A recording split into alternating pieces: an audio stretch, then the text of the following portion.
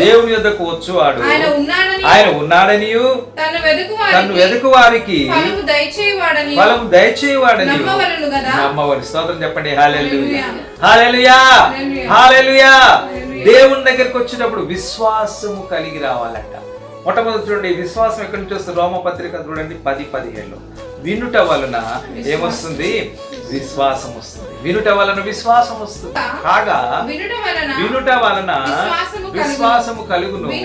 వినుట కూర్చున్న మాట వలన. దేవుని చెప్పండి. హల్లెలూయా, హల్లెలూయా. విశ్వాసం ఎక్కడ ఉంటుందంటే వినడం వల్ల వస్తుంది.